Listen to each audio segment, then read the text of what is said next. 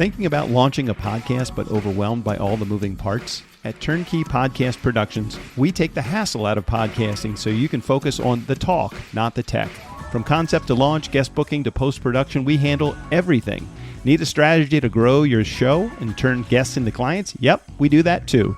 DIY or done for you, we've got the solution that fits. Whether you're just getting started or ready to scale, Turnkey is your behind-the-scenes podcast team. Turnkey Podcast Productions. Your voice, your message, fully produced. Learn more at turnkeypodcast.com/contact. That's turnkeypodcast.com/contact. Next on this episode of The Nice Guys on Business. I think authentic appreciation flows from the response of valuing another person.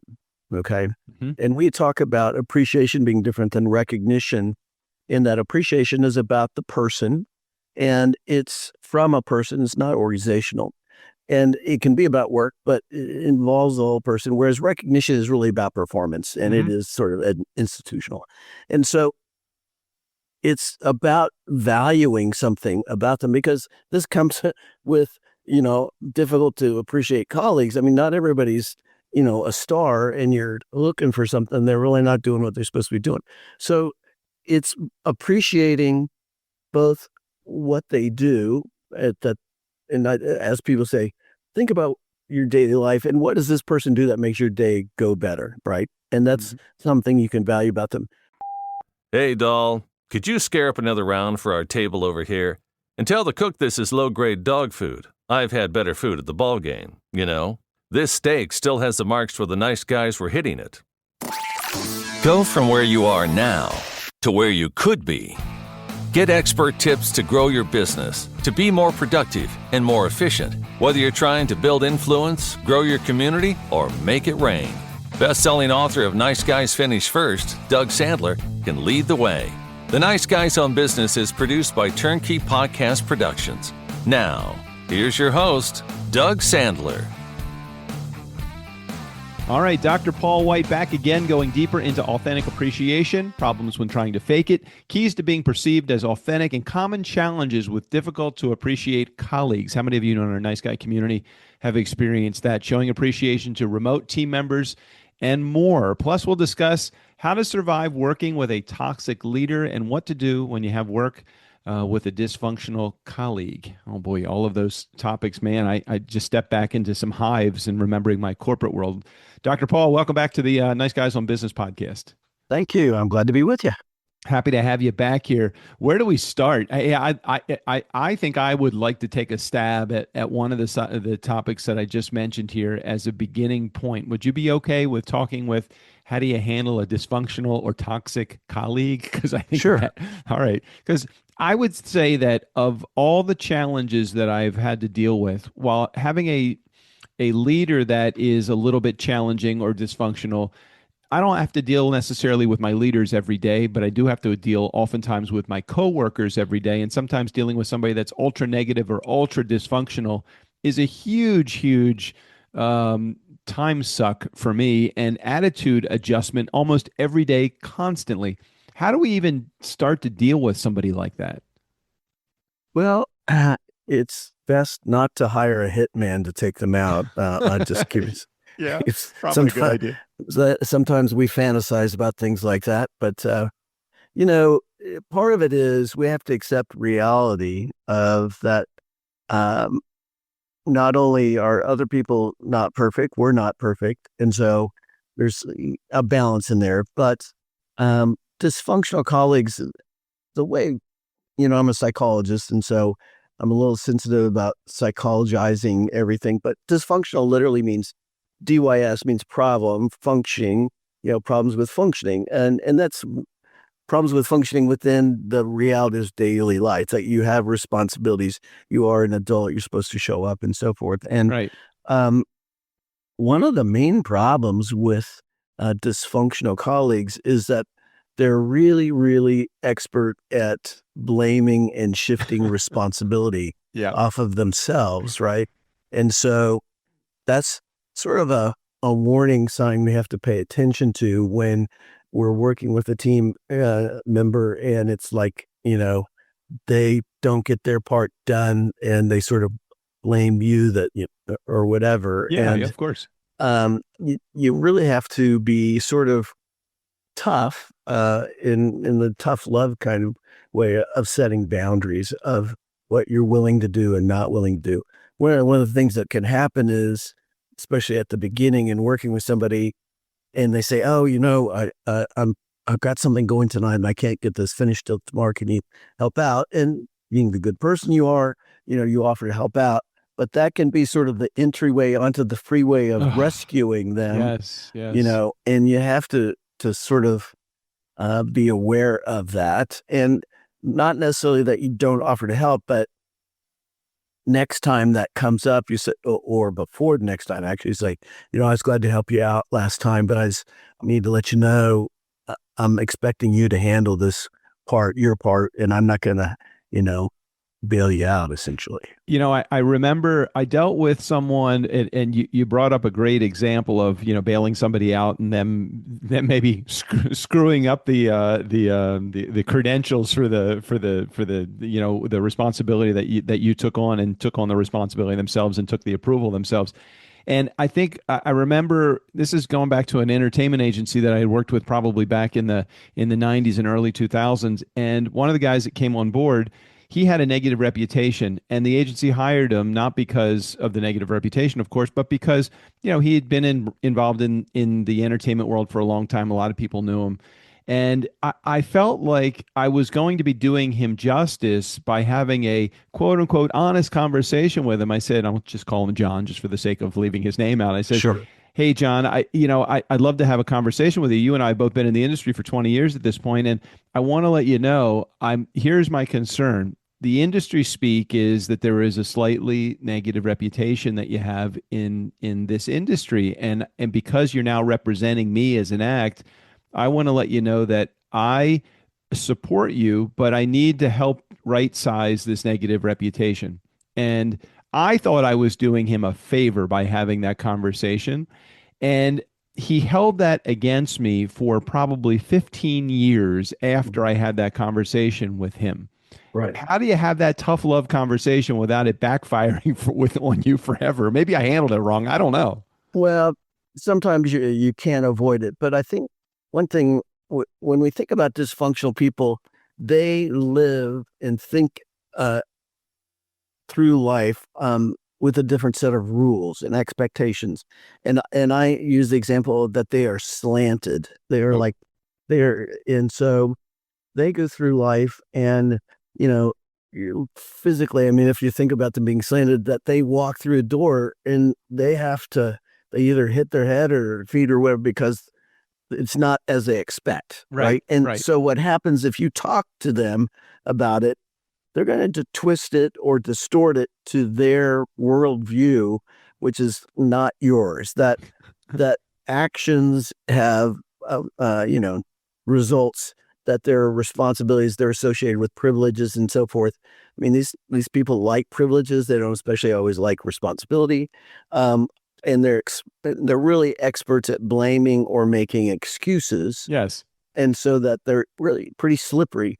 And so talking to them, while I think sometimes you need to do that to set the record straight, and it's wise to have either somebody else present or you do it through an email so that it's clear what you said, because what they say back to the boss is not going to be what you said, can be the first step. But ultimately it's the actions that have to happen, that you don't rescue them. Now they'll try to twist it that you didn't help them out or you didn't do your part, but you have to be pretty on your guard around these people and think defensively, unfortunately. So in that particular case, that was the guy that had the negative reputation. And another example that I'll use, and maybe you can help me set this up properly, there was somebody that was in my work environment, again, with the same agency, and this person was kind of just a negative person. And he didn't realize he was negative. He thought he was just being, quote unquote, pragmatic or realistic about the world around him. but it brought everybody down to the point where nobody wanted to do any work with him. And unfortunately, he was a guy that we all would have to work with because he was the go-between between us and many of our clients, or he was the last form of communication. How do you have a conversation with somebody that's always negative and try to remain positive?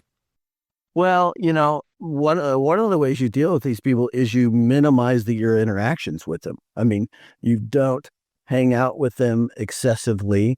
You keep your, whether it's written or oral communications, pretty short to the point, Right. factual, boom, move on, thank you, and really change your expectations about support from them or whatever. I mean, it's accepting the reality that, um, there are unhealthy people in the world of work, Mm. and we're going to run into them occasionally. And how do you manage that? So, for example, talking about toxic leaders and toxic workplaces, I wrote a book with Dr. Chapman on it. It's called Rising Above a Toxic Workplace, and interviewed people. It came about because when I was speaking about appreciation in the workplace, people would come up at breaks and afterwards and tell me these pretty toxic stories about their workplace, how bad it was and what a jerk their boss was. And so I wound up doing research and interviewing and all that. And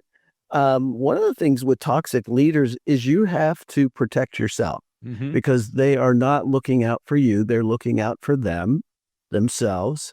And they will use people, they will manipulate people and circumstances, information to make themselves look good or get their goal. And so, unfortunately, you have to have this defensive mindset. It's almost like a hockey goalie, that has all the pads on and Right. everything that Going you back and go forth. in. It limits your movement, but if you don't have it, you could get, creamed with the hockey puck. So, Do you at any point with and let's use the example of a toxic leader, do you at any point have a conversation with that leader? Is that off limits? Is that, I mean, I feel so uncomfortable going around my leader unless it would be to save my butt from getting fired for whatever reason that would be happening. yeah, that's not going to go well typically. Right. So what you want to do is you want to do your pre-work. With toxic leaders. You really need to document everything as much as possible and through email. So Yeah. like, let's say, you've had a meeting with him or her and they ask you to do something, you email back and say, this is just clarifying what you want me to do by this date and so forth.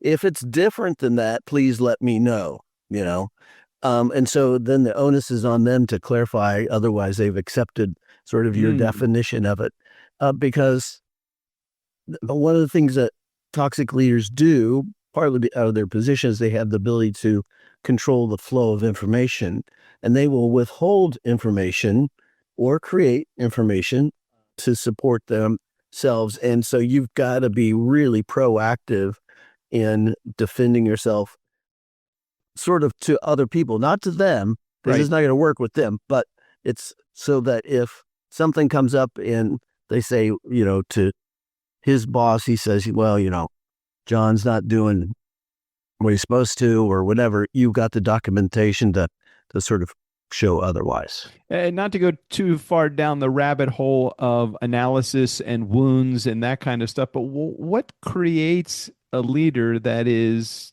toxic? Why would a leader want to lead a team when they don't have anything positive to contribute to the team members?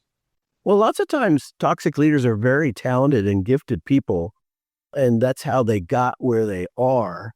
It's somewhat singular in or narrow in its focus, whether it's, editing or whatever it could be. And and really they are and this is my perspective, they're a distorted, sort of bent kind of person Right. that's just grown up over life only focusing on themselves and filters everything that way.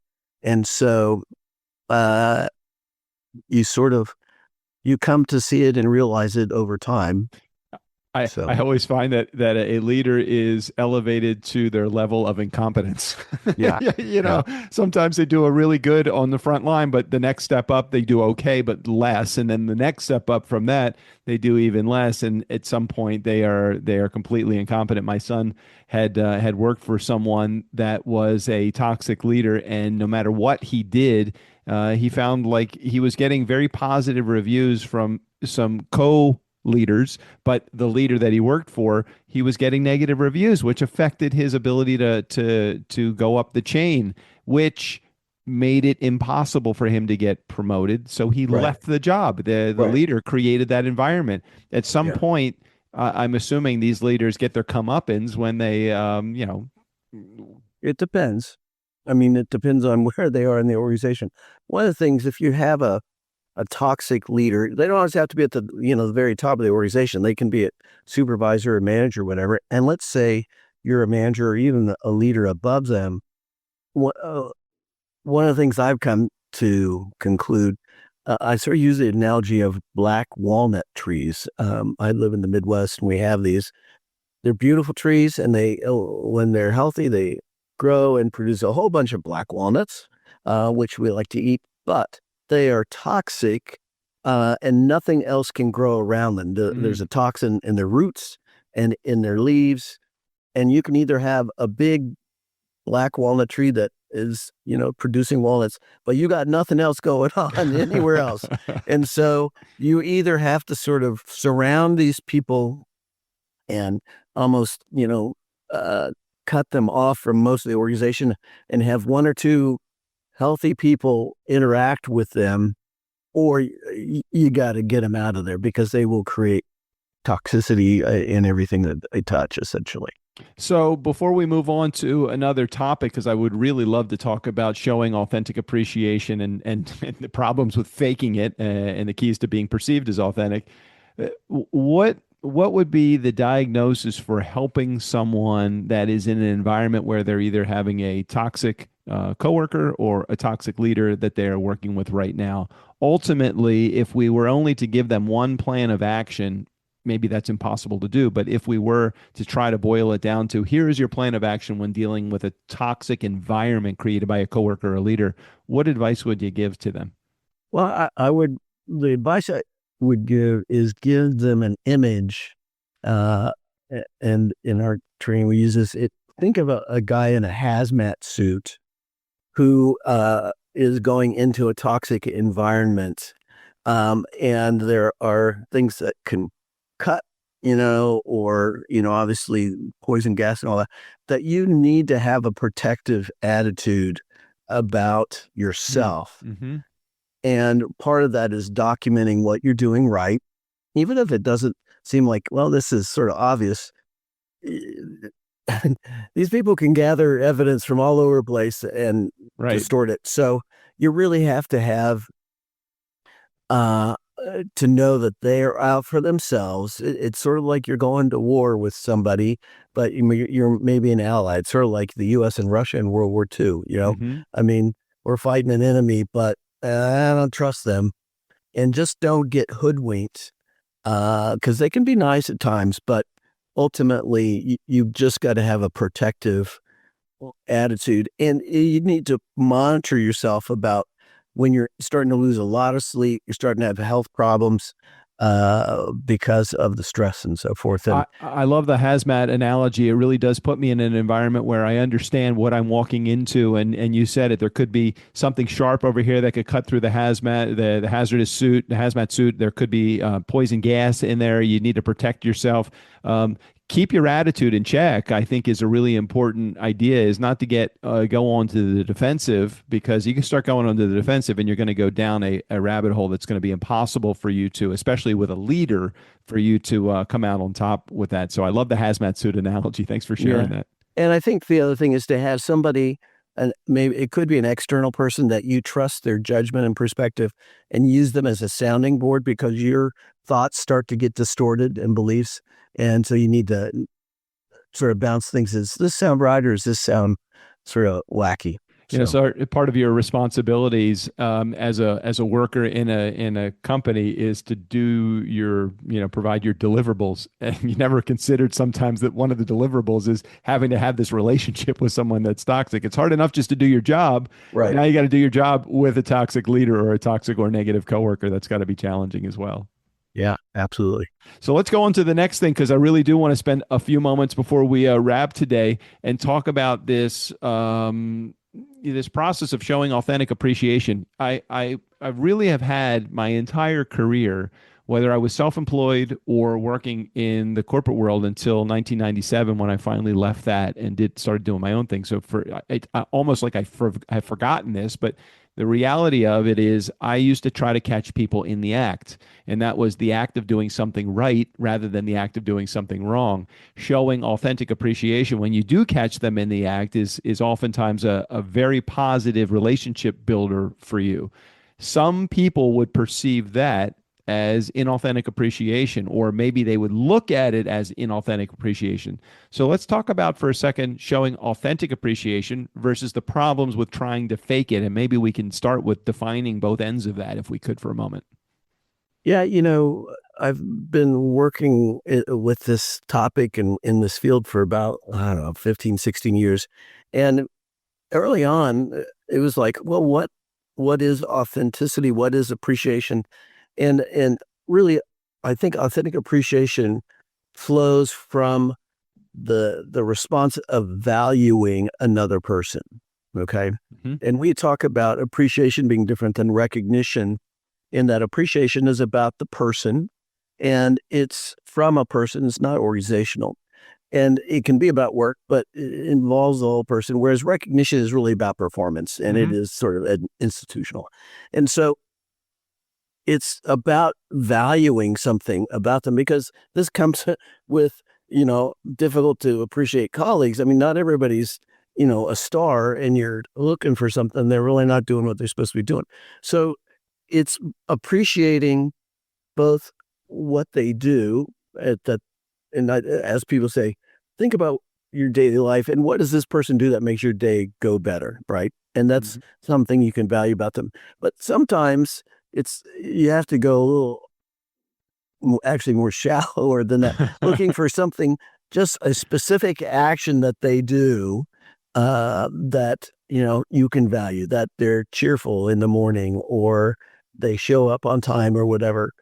But often it's helpful to go outside of work to think about, hey, this guy is training for a half marathon and he's got the personal discipline to do that.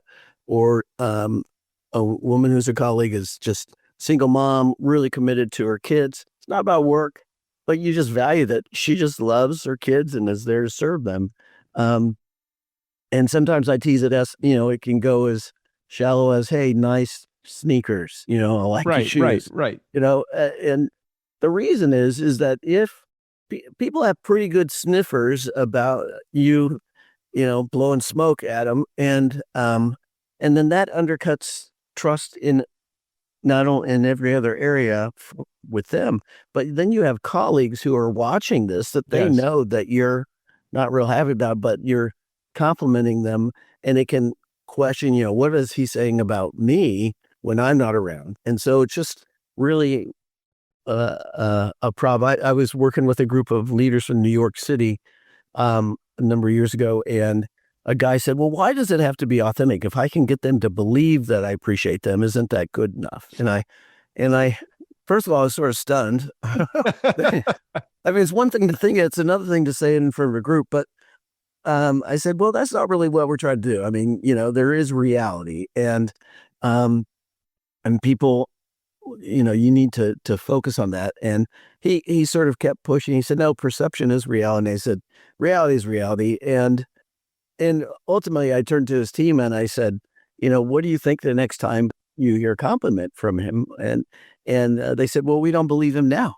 So he had already, right. And he was a marketing guy from Madison Avenue. And so, oh, geez. image and perception, that was his life, Yes. but it carried over to the interpersonal that didn't work so well. Yeah, I can imagine that would be a difficult environment. And, I think I go back to some of the stuff that my parents taught me as a kid. It's better to say nothing at all than say an untruth. And the reality of it is, if you just said nothing as opposed to false appreciation, you probably would be able to maintain a relationship with someone. Showing false appreciation, you always are going to be that person that's in doubt. Are there certain exercises one could do to share or show or practice? I know it sounds kind of like, well, I'm practicing to be inauthentic, but the reality of it is sometimes we are so short of the skills to show appreciation that we don't know how to show appreciation. Yeah. What would be some practices that we could get into?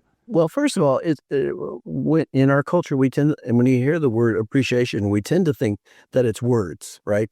And our whole model of the 5 languages of appreciation, of course, shows that it's not always words. I mean, over half of the workforce choose a different language than words.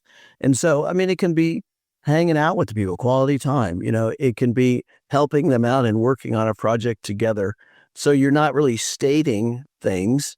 It could be a gift, bring them in their favorite cup of coffee or a magazine about their hobby or whatever.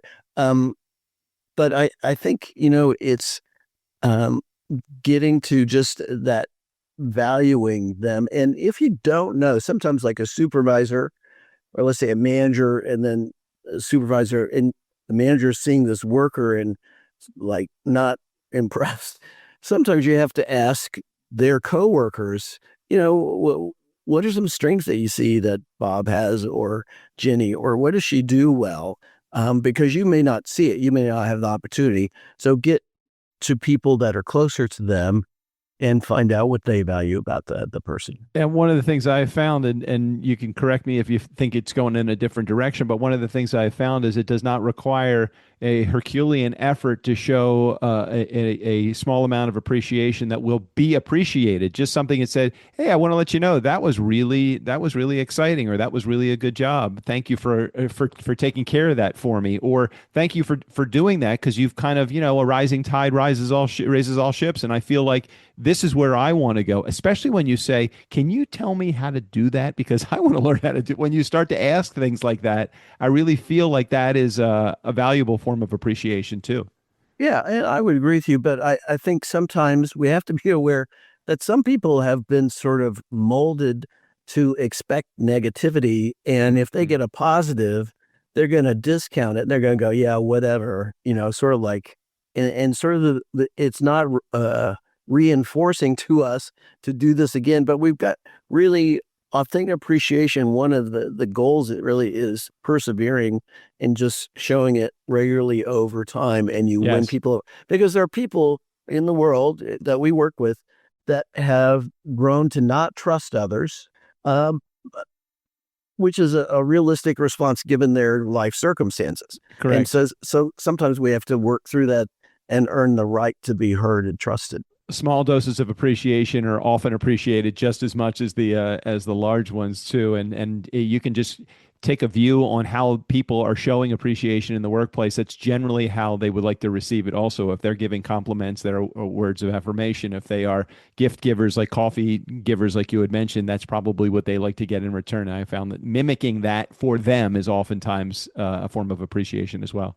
That's generally true, except for gift givers, actually. They're a group of people that like to give gifts, and they spend time thinking about, but getting gifts doesn't ring their bell. And so you just have to be careful. It's a good cue. You're not going to, offend them, but not everybody. And same, I think we found that it's mainly with gifts that people will give gifts because they sort of been acculturated to it, but getting a gift doesn't mean that much to them. Got it. Well, I'm taking a look at your website right now, looking at all the books that you have, the 5 languages of appreciation in the workplace, rising above a toxic workplace, making things right at work, the vibrant workplace. Any specific book that you would mention based upon the topics that we have covered today? I know there's a few in there that we've talked about, but anyone specifically? Yeah, I mean, clearly the toxic one, and actually we have a video training course that's I think better than the book, because I did it afterwards and I learned some more about how to handle dysfunctional colleagues and toxic leaders. But any of that toxic material, and really the 5 languages of appreciation, the workplace is sort of like the foundational place to start. The vibrant workplace deals with difficult situations, difficult to appreciate colleagues or supervisors that push back about showing appreciation to the team members. So it's sort of a common problem and how to get past them. Well, we'll make sure we put a link in the show notes for all of those books, especially the one Rising Above a Toxic Workplace, for those in our community that have experienced that in your workplace. Dr. Paul, thank you again for sharing your time. I know we just had a short time today to be able to share. I'm going to ask you this again, and you can feel free to say no at any point, but I would love to have you back on the show when you have new things that come up, or when you get any results from those in our community reaching out to you. I'd love to work on a case study with you. I think that would be kind of fun. Yeah, we actually just this week, some new research. I found out about some new research that came out that shows that combining employee recognition programs with appreciation is very powerful, more than either. And it's results oriented. Sort of shows that things go well, that production increases, morale improves, and profitability increases. But you have to have both. I love that, and showing the results of a better bottom line as well. So that oftentimes will lead you places too. So thank you for sharing. We'll get you back on the show to talk about that more. Dr. Paul, thanks for being here on the show today. My pleasure. Thanks for having me. Hey, Nice Guy community, never underestimate the power of nice. Again, special thanks to Dr. Paul White. All of his information, including access to his books, will be right there in the show notes. Be on the lookout for a future episode with Dr. Paul White on the show again. Steve O'Brien, go ahead and take us out of here. For the Nice Guys on Business, I'm Steve O'Brien. Seriously, it'll only hurt for a minute or two, 10 tops.